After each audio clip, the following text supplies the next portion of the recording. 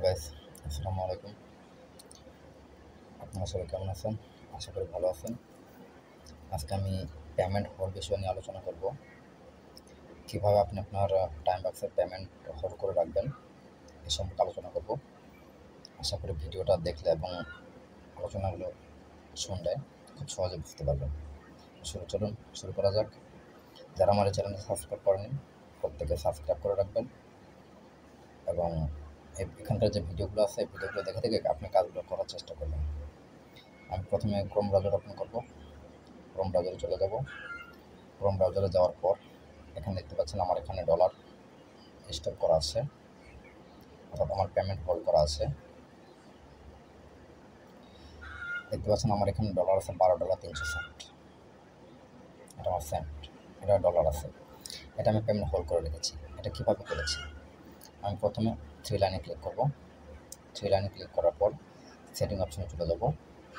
Setting অপশনে গিয়ে এখান থেকে পেমেন্ট যে অপশনটা আছে পেমেন্ট, এখানে ক্লিক করে দেব।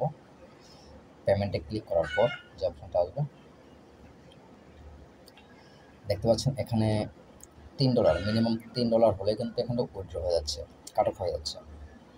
প্রতিদিন যদি আপনি $3 করতে পারেন আপনার প্রতিদিন এটা কাট অফ হয়ে যাবে। আর আপনি যদি এই পেমেন্টটা হোল্ড করে রাখেন তাহলে এই পেমেন্ট কাট অফ হবে না। আবার যখন আপনি পুনরায় এটাকে এয়ারটেল সিলেক্ট করে দেবেন তখন কিন্তু এটা কাট অফ হবে। এটা আমি কিছুক্ষণ আগে এয়ারটেল এটা সিলেক্ট করেছি। তো এখানে হোল্ড কীভাবে করবেন আমি সেই বিষয়ে আজকে আলোচনা করব। তো চলুন, এখানে যে তীর চিহ্ন আছে তীর চিহ্নতে ক্লিক করে দেবেন। তীর চিহ্নতে ক্লিক করে দেওয়ার পর এখানে দেখতে পাচ্ছেন পেমেন্ট হোল্ড মাই পেমেন্ট লেখা আছে। এই যে হোল্ড মাই পেমেন্ট এই লেখাটার উপরে যদি আপনি ক্লিক করে দেন এটা সিলেক্ট হয়ে যাবে। এটা সিলেক্ট হওয়ার পর আপনার এই যে ডলারটা আছে, এখানে যে পুরো ডলারটা আছে এই ডলারটা কখনোই এটা কাট অফ হবে না, কারণ আপনার পেমেন্ট হোল্ড করা। তো কীভাবে হচ্ছে এটা দেখুন।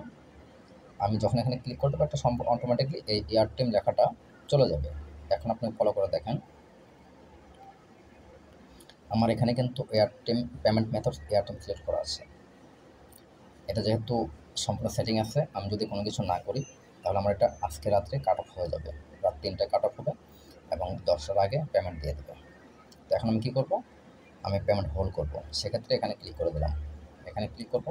এখানে ক্লিক করার পরে যে হোল্ড মাই পেমেন্ট লেখা আছে এখানে ক্লিক করে দেবো। এখানে ক্লিক করার সাথে সাথে এখানে আপডেটে ক্লিক করব। আপডেট, আমি এটা আপডেট করে দেওয়ার পর টাইম বক্সে যে পাসওয়ার্ডটা আছে টাইম বক্সের পাসওয়ার্ডটা অবশ্যই এখানে দিতে হবে। যদি টাইম বক্সের পাসওয়ার্ড না দেন তাহলে এটা হবে না। তার আগে কী করবো, আমরা I am not robot click করে দেবো। এবার আমি টাইম বক্সের পাসওয়ার্ডটা দিয়ে দেবো। এখানে সিলেক্ট করে দিলাম, আপডেটে ক্লিক করলাম, বাস আমার পেমেন্ট হোল্ড হয়ে গেল, সাকসেস। এটা এখন কীভাবে চেক করবেন দেখুন। আমি প্রোফাইলে ক্লিক করি, একটা প্রোফাইলে ক্লিক করার পর আবার পেমেন্টে ক্লিক করি। এখন দেখতে পাবেন এখানে পেমেন্ট হোল্ড লেখা আছে, এই যে হোল্ড মাই পেমেন্ট লেখা আছে। আমার এটা আর কাট অফ হবে না যতদিন পর্যন্ত আমি এখানে এই পেমেন্ট হোল্ড মাই পেমেন্ট লিখে রাখবো বা এটা সিলেক্ট করে রাখবো, ততদিন আমার এই এয়ারটেলের টাইম বেসে কোনো ডলার কাট অফ হবে না। আমি যখন আবার এখানে পেমেন্ট সিলেক্ট করব তখন কিন্তু আবার এটা আমার থাকবে না, তখন এটা অটোমেটিকলি পেমেন্ট চলে আসবে। এটা কিভাবে করবেন এটা দেখিয়ে দিচ্ছি। এখানে ক্লিক করবেন, ক্লিক করার পর এখানে যে এয়ারটেল লেখা আছে এয়ারটেলে ক্লিক করে দেবেন। এয়ারটেলে ক্লিক করে দেওয়ার পর এখানে এয়ারটেল যে জিমেলটা দিয়ে করেছেন সেই জিমেলটা দিয়ে দেবেন। আমি দিয়ে দিলাম। এখানে আপডেট পেমেন্ট মেথডে ক্লিক করে দেবেন। আপডেট পেমেন্ট মেথডে ক্লিক করলাম, I am not robot click করব।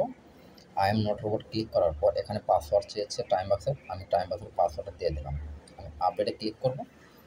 দেখুন এখন আপনাকে জিমেলে একটা মেসেজ পাঠিয়েছে, সেই জিমেলে মেসেজটা কনফার্ম করলে আপনার এখানে পেমেন্ট মেথড সেটিং হয়ে যাবে। আমি দেখে দিচ্ছি, এই যে মেসেজটা আসছে পেমেন্ট মেথড চেঞ্জ, এই যে লেখাটা আছে এটা ক্লিক করে দিলাম। এটা ক্লিক করে যে নিচে যে লিঙ্কটা আছে নিচের লিঙ্কে ক্লিক করতে হবে। নিচের লিঙ্কে ক্লিক করলে এই লিঙ্কে ক্লিক করার সাথে সাথে এটা আপনাকে আপনার ওয়েবসাইটে চলে যাবে টাইম বক্সে।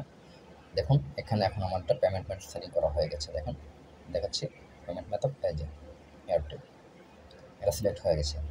এখানে যদি মাই পেমেন্ট হোল্ড করে রাখেন এটা পেমেন্ট কাজ পাবেন না। আবার যখন এটা এয়ারটেল সিলেক্ট করে দেবেন তখন আপনার পেমেন্ট পেয়ে যাবেন। আশা করি সকলে বুঝতে পেরেছেন। সবাইকে ধন্যবাদ। আল্লাহ হাফেজ।